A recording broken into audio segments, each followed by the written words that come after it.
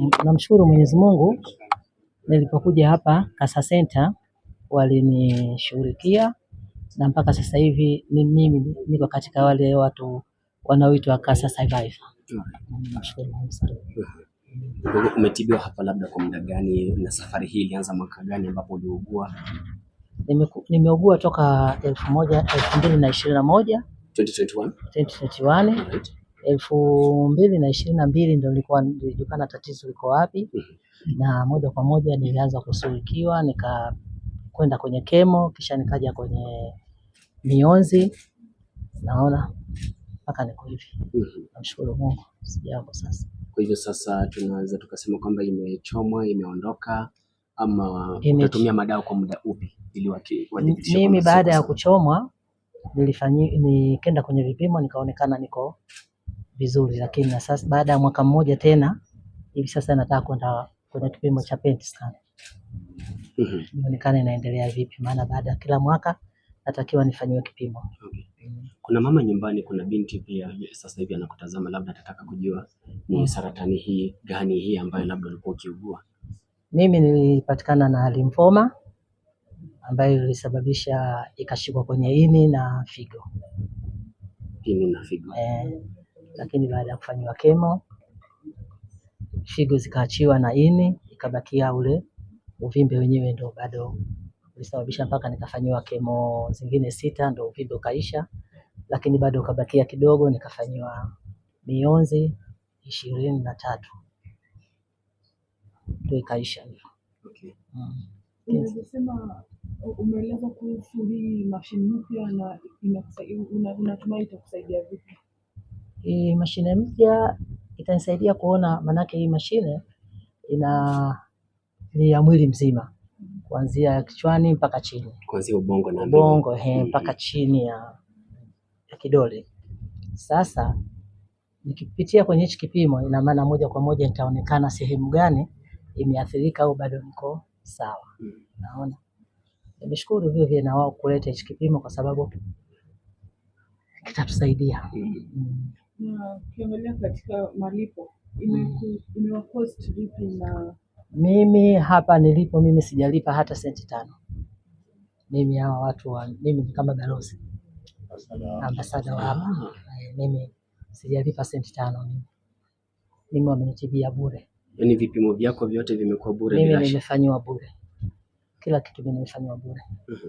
Na mami, labda kwa familia yenyewe, swali la mwisho tu, mna historia watu ambao wanaugua ama wamekwisha wahi ugua ugonjwa wa saratani labda? Na walitibiwa vipi? Mimi kwa kwetu sina mgonjwa wa saratani. Familia binti yangu yeye alipatikana na saratani ya kichwa, lakini sasa iko vizuri. Amekwisha tibiwa.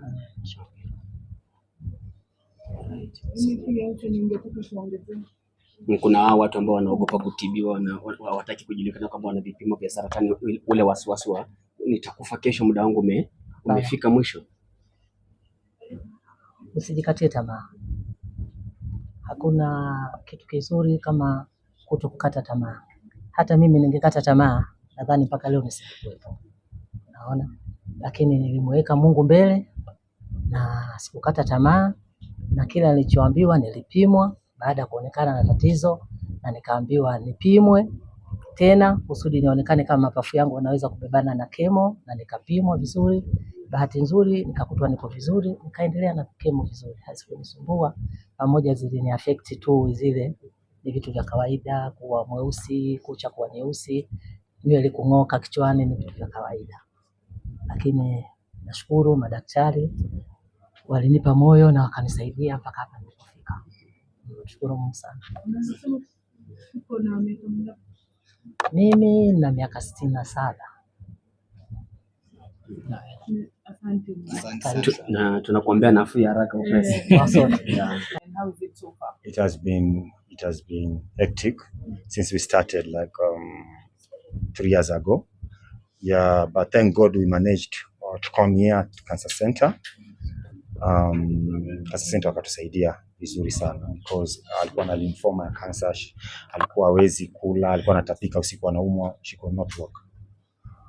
Ilikuwa noma sana. So me as a caregiver, Nilishughulika na mama ku make sure anapata matibabu, ku make sure anapata chakula, ku make sure analala sehemu safi na anakuwa na furaha most of the time, because mgonjwa lazima kuwa na furaha most of the time.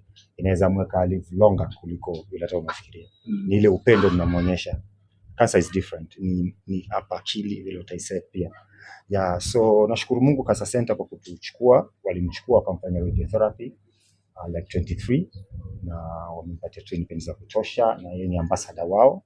So like now we are about to do the PET scan kila mwaka for 5 years, tuone kama ile uvimbe hairudi kabisa. We have to monitor it. Say tukishafanywa unakaa tu ngoja. No, we have to move on.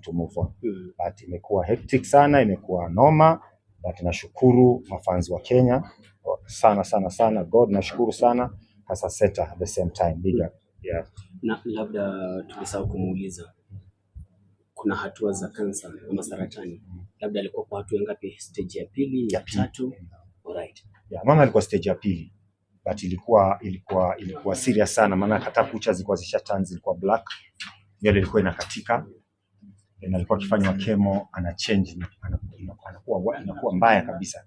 But after 4 days 3 days the skin inarudi tena fiti, tunangoja tena 2 weeks tunafanya tena chemo. But most of the time ukifanya chemo inakuwa na nguvu so you have to fight with it, but inakuwa poa at the end of the day. Yeah, sasa yako sawa, tunashukuru Mungu. Skin ilikuwa imechoka sana, she was looking tired. Sasa anaweza sali, she can pray, she can walk, she can even run a little bit. Tunamfanyisha mazoezi hapa na pale. Pia diet ni muhimu sana. Hapo kwenye diet pia tulijaribu sana kuchemsha food, kula veggies. Yeah, there's some foods unafaa kukula. Yeah, si kila chakula. Your word to caregivers wa cancer, unaweza waambia nini? Mazee ni kazi ngumu sana. Kuna wengine mpaka wanga wanahepa. But unajua ni wazazi wetu. Imefika time sasa pia sisi tuwaangalie pia kama watoto wetu. Unajua sasa wameshakuwa wanazeeka. You have to take care of them. So whatever unafanya huko nje, hiyo pesa una spend, ujue there's a day hii kitu itakuja, na ikija you have to be ready. So anza kusave, kama ni insurance anza kuchukua, be ready. Yeah, it can happen to anyone. Yeah, inakujanga tu proof na imekuja. Hakuna kitu utafanya. Labda kuna kitu ambacho unajutia maishani sasa katika hiyo safari yote ya kumlea mamako? Mimi sina masikitiko yote. I don't regret anything because me without my mom hakuna mimi. I remember mamangu aliuza chain yake ya gold ndio nikarekodi Mona Lisa. She has been very supportive. Siwezi muacha. Na ninajua mimi mafanikio yangu yanatokana pia na yeye. Yeah. Hivyo ni msanii kubwa. So tuonyeshe pale kwa kamera kitu kidogo. Tunaomba. Cheki Mona Lisa navyotingisha. Mimi nimebaki nimejazika. Namka kumekucha, napita mama ngina nasikia. Kokoriko. Colonel. Anne Gadehu. I belong to the congregation of Missionary Sisters of the Holy Rosary. We are missionaries and international. Yes. How does it feel? It feels good. I'm happy to be a missionary and I'm happy to be a religious and as a Holy Rosary sister. Yes. Yeah. So you've been supportive to the cancer patients? No, I am a breast cancer survivor. Okay. Yeah. It happened actually last year. I just went for a wellness checkup. I was not sick. I just went to do medical checkup. I was working in Sierra Leone, so I was preparing to go back to my mission, and I decided just to go to have my wellness checkup, so that when I'm going back, I know that I'm well. And I didn't have any signs and symptoms of breast cancer. And when I went for the screening. The screening detected that I had a lump in my left breast. So I was carrying a cancerous tumor without knowing. And that is why now I know that cancer is real and anybody can get cancer.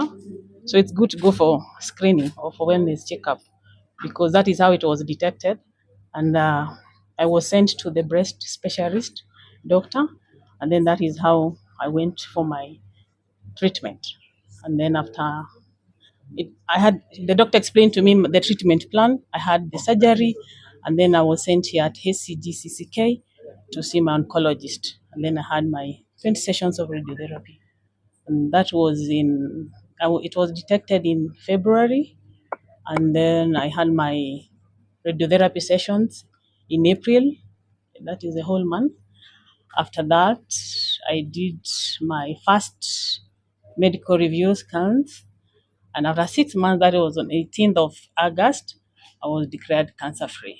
And my diagnosis was invasive ductal carcinoma. What stage was it? It was early stage, like stage one. It was because I didn't even know that I was carrying a cancerous tumor. So the importance of um, screening, because it has saved my life. Yeah. So you never had any challenge at all, at all, at all. Mm. It was not until you went to. Yes, I didn't know that I was having the cancerous tumor. It's the screening because I would say that what it actually pushed me is like, before I go back to my mission land, let me just go and know that I'm okay, you know, based with my experience. Yeah. How was the journey? You said it was 6 months. Yeah. At first, when you got the diagnosis, how did you feel? What were your thoughts? The diagnosis, my world crashed, you know, my world crashed, and I only saw death. And in my mind, the fear and the anxiety and confusion, you just like the first instinct of fear is like, and what you know in your mind that cancer is, is like a death warrant. But for me now, cancer is not a death sentence. It is treatable.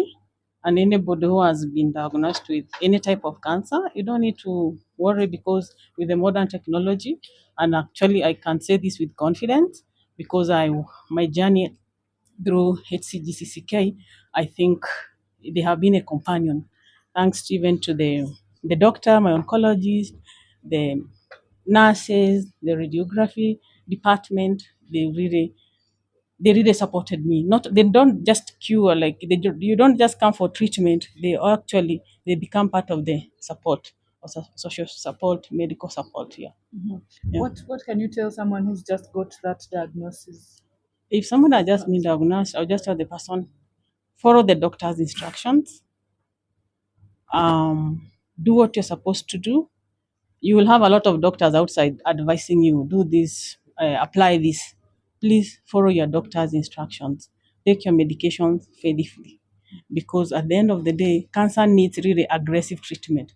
And I can say this because during my radiotherapy sessions, I could not chew and swallow for 2 weeks and 5 days.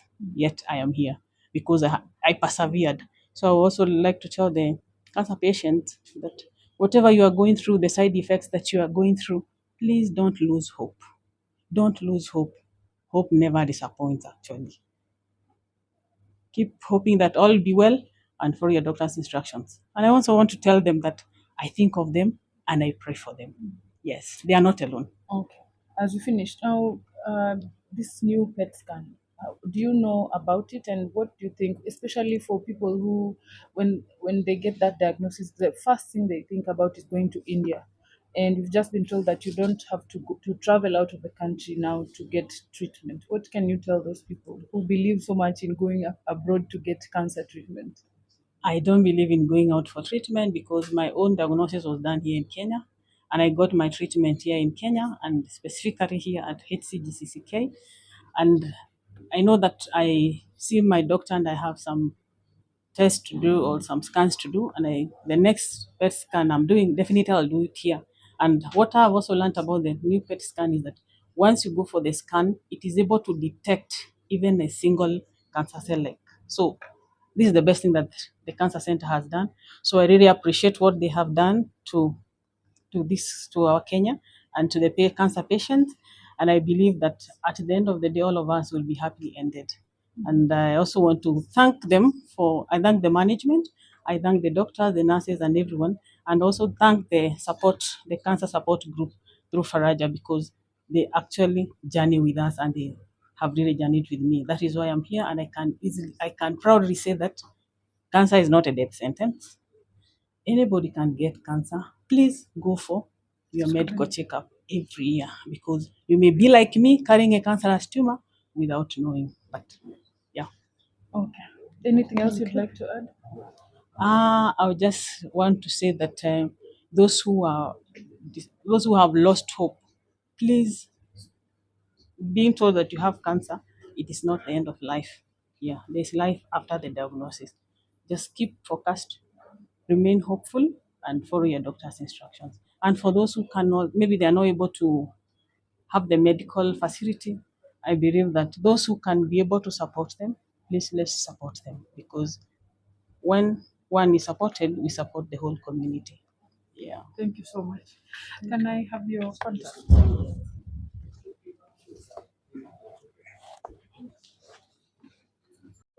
Very highly precise radiation, especially in the cases of prostate, and even the other part of the body, the other organs, right from brain, I can say from head to toe.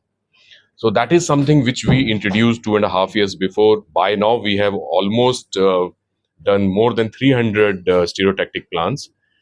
And if you can see, the numbers are very high and they're all being referred by the doctors.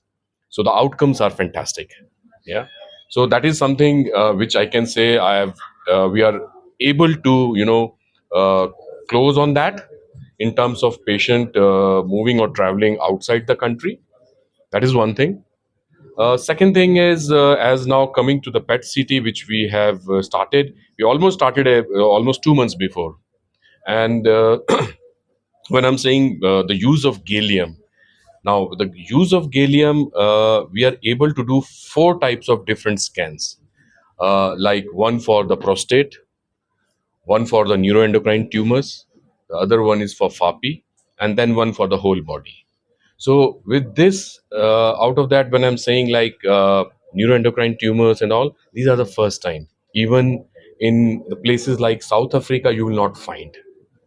So this is something new which we have added, and maybe as we rolling down into next 2-3 months, the plan is to bring at least 14 of different tracers, radioactive tracers.